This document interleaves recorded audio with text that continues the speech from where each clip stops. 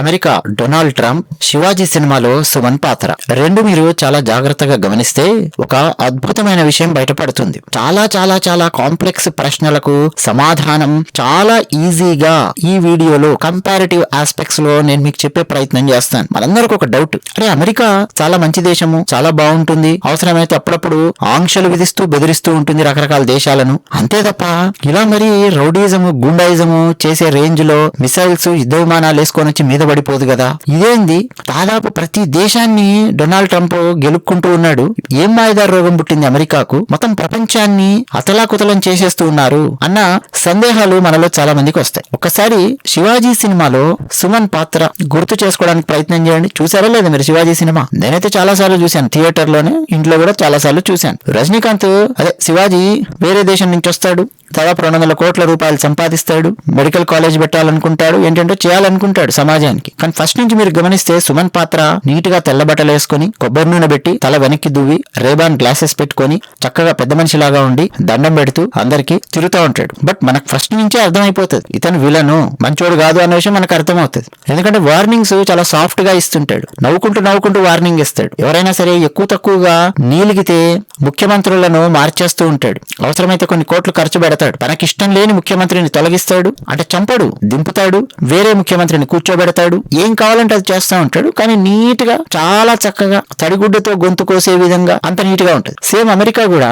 అంతకుముందు మీరు గమనిస్తే పెద్దన్నలాగా పైన కూర్చొని సాఫ్ట్ వార్నింగ్లు ఇవ్వడము, ఆంక్షలు విధించడము, బెదిరించడము, వాళ్ళకు కావాల్సిన విధంగా పనులు జరిపించుకోవడానికి ఏమేం చేయాలో అవన్నీ చేసుకుంటూ వచ్చేది. వాళ్ళ దేశం బాగుండాలి, వాళ్ళకి కావాల్సిన పనులు బాగుండాలి, వాళ్ళ ప్రొడక్ట్స్ కు ప్రపంచంలో మార్కెట్ బాగుండాలి, ఇంకా వేరే వాళ్ళ లక్ష్యాలు సాధించుకోవడానికి సాఫ్ట్ వార్నింగ్లు, నీట్ వార్నింగ్లు, లైట్ బెదిరింపులు ఇట్లా చేసుకుంటూ వచ్చేది. ఇప్పుడు అకస్మాత్తుగా ఏకదమ్న గుండాగాడు, రౌడీగాడు మీద పడ్డట్టు వచ్చి మీద పడుతూ ఉన్నారు. సేమ్ శివాజీ సినిమాలో సుమన్ అప్పటిదాకా నార్మల్ గా ఉంటాడు, రజనీకాంత్ ను పైకి రానివాడు, ఎరగనివ్వకుండా చేస్తుంటాడు. అకస్మాత్తుగా రజనీకాంత్ అలాగే తన మామ వివేక్ కమెడియన్ వీళ్ళిద్దరూ కలిసి సుమన్ యొక్క డాక్యుమెంట్లు, పేపర్లు, సీడీలు అన్ని ఎత్తుకొస్తారు. అప్పటి నుంచి మీరు చూడండి సుమన్ ఒక్కసారిగా పాప గుండా అయిపోతాడు. ఫోన్ చేసి మాట్లాడినప్పుడు కూడా మీరు గమనిస్తే అప్పుడు సుమన్ యొక్క అసలు బయటికి వస్తుంది. ఏమంటాడంటే, రేయ్ ఏంట్రా తెల్ల చొక్కా తెల్ల లుంగి కట్టుకుని, రేబాన్ గ్లాసెస్ పెట్టుకుని, తలకు ఆయిల్ పూసుకొని, వెనక్కి దువ్వి, బంగారు పన్ను పెట్టుకుని, నీట్ గా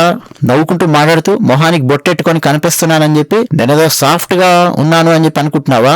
అంబర్పేట ఆజీరా, వెళ్లి పోలీస్ స్టేషన్లలో పాత రికార్డులన్నీ తిరగేసి చూడు అంటాడు. అంటే నేను సాఫ్ట్ గాని కాదు, నేను గుండాగాడిని, నాకు చాలా పెద్ద గుండా చరిత్ర, రౌడీ చరిత్ర ఉంది. ఇప్పుడేదో నేను నీట్ గా హ్యాండిల్ చేస్తున్నాను కదా అని చెప్పి ఆ పాతది పక్కకు పోయింది అని చెప్పి అనుకోకు. ఇంకా గుండాయిజమే నేను చేసేది, కాకపోతే అవసరం లేదు కాబట్టి అంతా పై లెవెల్లో వార్నింగ్లు ఇచ్చుకుంటూ నీట్ గా మేనేజ్ చేసుకుంటూ వస్తా ఉన్నా. ఇప్పుడు నువ్వు నన్ను గెలికావు, ఇప్పుడు నేను ఏం చేస్తానో చూడరా అని చెప్పి ఇంకా ఏకదమ్న గుండాయిజం అనేది చూపిస్తాడు, రౌడీలను దింపుతాడు, ఇక ఏమేం చేయాలో అన్ని చేస్తాడు. మరి డొనాల్డ్ ట్రంప్ అలియాస్ శివాజీ సినిమాలో సుమన్ పాత్ర అంబర్పేట అది ఏమయ్యింది అంటే, గత 10-15 ఏళ్లలో ఓ పక్క చైనా అనేది డెవలప్ అవుకుంటూ వస్తుంది, ముందు నుంచే డెవలప్ అయ్యింది. గత 15 ఏళ్లలో సప్లై చైన్ మేనేజ్మెంట్ లో చాలా స్ట్రాంగ్ అయిపోయింది చైనా. చాలా దేశాలను మెల్లిగా అప్పులిచ్చి వాళ్లకు దాసోహం అనేలా చేసుకుంటూ వస్తుంది. వాళ్ళకు కావాల్సిన ఐడియాలజీ ఉన్న వాళ్లను అమెరికాలోని పెద్ద యూనివర్సిటీస్ లో కావచ్చు, పెద్ద కంపెనీస్ లో కావచ్చు పెట్టుకుంటూ వస్తుంది, చాలా తెలివితేటలు ప్రదర్శిస్తుంది. మరోపక్క గత 10 ఏళ్ల నుంచి అంటే మోదీ గారు వచ్చినప్పటి నుంచి చూస్తే భారతదేశము చాలా స్ట్రాంగ్ గా ముందుకెళ్తోంది, డిప్లొమసీలో చాలా స్ట్రాంగ్ అయిపోయింది, అంతర్జాతీయంగా చాలా స్ట్రాంగ్ అయిపోయింది. నరేంద్ర మోదీ గారిని పిలిచి ఇప్పటికే 28 దేశాల అధ్యక్షులు, ప్రధానమంత్రులు అవార్డులు ఇచ్చారు. ఇండియా ఇప్పుడు కమ్యూనిస్టు దేశంతో క్లోజ్ గా ఉంటుంది, క్యాపిటలిస్ట్ దేశంతో క్లోజ్ గా ఉంటుంది, ముస్లిం దేశాలతో క్లోజ్ గా ఉంటుంది, క్రిస్టియన్ దేశాలతో క్లోజ్ గా ఉంటుంది, డెమోక్రటిక్ దేశాలతో క్లోజ్ గా ఉంటుంది, డిక్టేటర్షిప్ ఉన్న దేశాలతో క్లోజ్ గా ఉంటుంది, చిన్న దేశాలతో క్లోజ్ గా ఉంటుంది, పెద్ద దేశాలతో క్లోజ్ గా ఉంటుంది, అటు సౌత్ అమెరికన్ దేశాలతో క్లోజ్ గా ఉంటుంది, ఆఫ్రికన్ దేశాలతో క్లోజ్ గా ఉంటుంది, ఆస్ట్రేలియాతో క్లోజ్ గా ఉంటుంది, మధ్యాసియా దేశాలతో క్లోజ్ గా ఉంటుంది.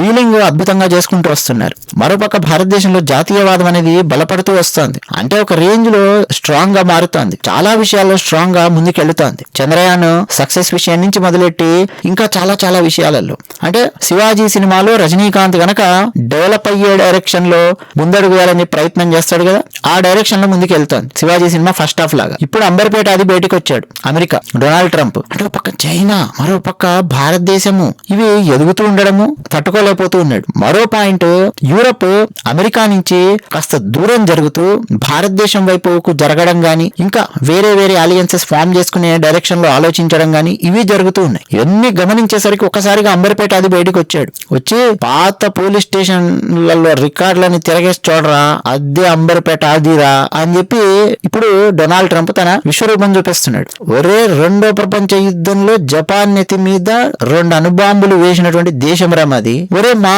దేశంలో వద్దురా యుద్ధం అని అరుస్తున్నా సరే 20 ఏళ్ల పాటు వియత్నాంలో యుద్ధం చేసి బీభత్స భయానకాన్ని సృష్టించినటువంటి దేశం రమది. ఒకడొచ్చి ఒక బిన్ లాడెన్ అనేవాడు కొంతమందిని పంపించి మా దగ్గర ఉన్న టవర్స్ కూల్చేసి కొంతమందిని చంపితే మొత్తం ఆఫ్ఘనిస్తాన్ నే నేలమట్టం చేయాలని చెప్పి ప్రయత్నం చేసి 20 ఏళ్ల పాటు అక్కడ హల్చల్ సృష్టించినటువంటి దేశం రమది. సద్దాం హుసేన్ ని తొలగించాలి అనుకుంటే మొత్తం ఇరాక్ ని నేలమట్టం చేసేసాం. అంతేకాదు లిబియా గడాఫీ మాకు అడ్డం వస్తూ ఉన్నాడు, మా డాలర్ కి డీడాలరైజేషన్ ప్లాన్ చేశాడని చెప్పి చాలా దారుణంగా పైకి లేపేశాం. అసలు మా గుండాయిజం ని, మా రౌడీజం ని అప్పుడే మర్చిపోతారేంట్రా మీరు? రే, అంబర్పేట ఆదిరా, ఒళ్ళు దగ్గర పెట్టుకోండిరా. ఇదన్నమాట ట్రంప్ అలియాస్ అమెరికా. ఎందుకు అలియాస్ అంటున్నానంటే Trump is equal to America, America is equal to Trump అన్నట్టుగా తయారైపోయింది. సో అందుకని చెప్పి అమెరికా ఓ పక్క చైనా, భారత్ వీళ్ళందరూ అద్భుతంగా డెవలప్ అవుతూ ఉన్నారు. మరో పక్క భారతదేశానికి వేరే దేశాలు స్నేహం చేస్తూ ఉన్నాయి. మరో పక్క చైనా భారతదేశము దగ్గరయ్యేటటువంటి అవకాశాలు కనిపిస్తూ ఉన్నాయి. మరో పక్క రష్యానేమో కంప్లీట్ గా కుప్ప కూలిపోవడం లేదు. ఉక్రెయిన్ రష్యా యుద్ధం కాన్స్టెంట్ గా జరుగుతూనే ఉంది.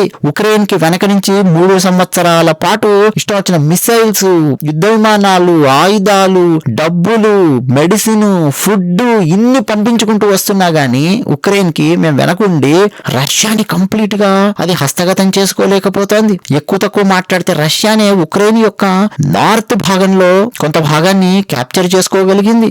రష్యా ఆయిల్ కొనకుండా మేము మొత్తం ఆంక్షలు విధిస్తే భారతదేశం ఏమో రష్యా ఆయిల్ కొనుక్కోవడం మొదలెట్టింది. ఆ ఆయిల్ కొనుక్కొని దాన్ని రిఫైన్ చేసి మళ్ళీ యూరోపియన్ దేశాలకు అమ్ముకొని అటు రష్యా వాడు లాభపడతాడు, ఇటు భారత్ వాడు లాభపడతాడు, అటు యూరోపియన్ దేశాలు లాభపడతాయి. మధ్యలో మేమేనా బకరాలం అయ్యేది? ఇట్లా రకరకాలుగా అమెరికాకు ఏం చేయాలో అర్థం కానటువంటి పరిస్థితి. అందుకని అంబర్పేట అది బయటకు వచ్చి తన విశ్వరూపం అనేది ప్రదర్శిస్తూ ఉన్నాడు. కాకపోతే ఫస్ట్ హాఫే కదా అయ్యింది సినిమా శివాజీ. అసలు సెకండ్ హాఫ్ ముందు ఉందండి శివాజీ సినిమా. చూడండి ఏం జరుగుతుందో. ఇక నెక్స్ట్ ఫోన్లు వెళ్తాయి శివాజీ నుంచి. బాసురా లుచ్చా అంటాడు చూడండి ఫోన్ చేసి. అలాంటివన్నీ నెక్స్ట్ మీరు చూడబోతూ ఉన్నారు. అది చైనా నుంచి కావచ్చు, భారతదేశం నుంచి కావచ్చు. ప్రతిఘటన విపరీతంగా ఉండబోతోంది. కాకపోతే స్ట్రైట్ గా కనిపించినట్టుగా కనిపించదు ప్రతిఘటన. ట్రంప్ ను ఇంటికి పంపించి ఇంట్లో కూర్చోబెట్టించేంత వరకు ప్రతిఘటన చాలా స్ట్రాంగ్ గా ఉండబోతోంది ప్రపంచ దేశాల నుంచి. సరే, భారత్ చైనా కాసేపు పక్కన పెట్టండి. అసలు ట్రంప్ తో పాటు స్నేహంగా ఉండే నాటో దేశాలు కూడా ట్రంప్ కు మొండి చేయి చూపిస్తున్న పరిస్థితి. ఓ పక్క ఆల్రెడీ 15 రోజుల క్రితం స్పెయిన్ నాకు వద్దు నువ్వు అని చెప్పి అంటోంది. ఇటలీ మెలోని ఆల్రెడీ చాలా సాఫ్ట్ వార్నింగ్ ఇచ్చింది. మేము ఇవ్వము, మా సిసిలీని గాని మా ఐలాండ్స్ ని గాని మీ యుద్ధ విమానాలు ఎగరడానికి మేము ఇవ్వము. నువ్వు వాళ్ళెవరో తన్నుకు వస్తుంటే మాకేంద్రా నాయన, నువ్వు నన్ను అడిగి యుద్ధం చేసావా అంటోంది ఇటలీ. ఆస్ట్రేలియా ప్రధాని ఇప్పటికే ఆయన చాలా సాఫ్ట్ వార్నింగ్ ఇచ్చారు. లేటెస్ట్ గా ఫ్రాన్స్ అధ్యక్షుడు కూడా చాలా స్ట్రాంగ్ గా మాట్లాడారు. పైగా ఫ్రాన్స్ అధ్యక్షుడిని పర్సనల్ గా కూడా డొనాల్డ్ ట్రంప్ కాలు బట్టి లాగాడు. ఫ్రాన్స్ అధ్యక్షుడికి భార్యకు పడ్డం లేదు. భార్య ఫ్రాన్స్ అధ్యక్షుడు చంపగలగొట్టింది. భార్యకు భయపడతాడు. హెన్పెక్డ్ హస్బెండ్ భార్యకు భయపడతాడు ఫ్రాన్స్ అధ్యక్షుడు మ్యాక్రాన్. ఇలాంటి 5వ తరగతి పిల్లబచ్చ కామెంట్లు ఇవన్నీ కూడా వేశాడు మన అంబర్పేట ఆది. సో ఆబ్వియస్ గా పర్సనల్స్ ఇవన్నీ గెలికితే ఎవరైనా గానీ చిరాకు పడతారు. ఫ్రాన్స్ అధ్యక్షుడు మ్యాక్రాన్ కూడా ఆల్రెడీ లేటెస్ట్ స్టేట్మెంట్ ఇచ్చాడు. ఎవరైనా నీ స్థాయికి తగ్గ మాటలు మాట్లాడు, ఏం వాగుతున్నావు నువ్వు అని చెప్పి. అంటే ప్రపంచంలోని చాలా దేశాలు మెల్లిమెల్లిగా యాంటీ అవుతున్న పరిస్థితి. అలాగని చెప్పి అమెరికా మీదేమి యుద్ధము చేయలేవు, అమెరికాని కంప్లీట్ పక్కన పెట్టలేవు, ఇగ్నోర్ చేయలేవు. ఎందుకంటే చాలా పెద్ద దేశము, చాలా శక్తివంతమైన దేశం, ప్రపంచంలో నెంబర్ 1 శక్తివంతమైన దేశం అమెరికా. దాంతో ఎందుకు మనకు అన్నట్టుగానే ఉన్నారు. It doesn't mean that they are respecting it. ఒకప్పుడు ఆ రెస్పెక్ట్ ఉండేది. సరే, భయం వల్లనో దేని వల్లనో ఒక రెస్పెక్ట్ అనేది ఉండేది. డెమోక్రసీ ఉందనో whatever it is, dollar value వల్ల కావచ్చు రెస్పెక్ట్ ఉండేది. ఇప్పుడు ఆ రెస్పెక్ట్ లేదు చాలా దేశాలకు. తిరిగి ఆ రెస్పెక్ట్ సంపాదించాలి అంటే చాలా చాలా కష్టం రాబోయే అమెరికా అధ్యక్షులకు. అమెరికానికి ఎవడు భవిష్యత్తులో తన మిత్రులు కూడా నమ్మనటువంటి పరిస్థితిని తెచ్చిపెట్టేశాడు ట్రంపాసురుడు. ఇక లాస్ట్ కు ఏమవుతుంది, అంబర్పేట అది నిలబడి తన ఫోటోకు తానే దండేసుకుంటున్నటువంటి శివాజీని చూసి కుళ్ళుకొని సావాల్సి వస్తుంది. అదే జరుగుతుంది. అదే విషయం. ధన్యవాదాలు.